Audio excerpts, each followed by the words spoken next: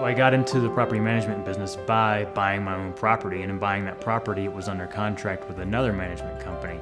And I had it with them for a year or so and did not really like what I experienced. From the nickel and diming fees to the inconsistent cleaning and rentals, there was just headache after headache, and I always felt I could do better. Our vision for Abode Luxury Rentals has always been to offer a complete boutique experience.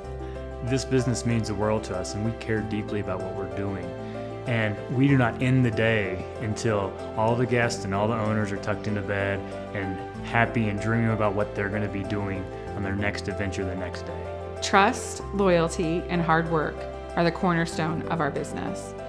We understand that maintaining the integrity of the properties that we manage is everything. Because when the owner returns back to their home, we want them to find it the way they left it, so they can make the most of their time in the mountains.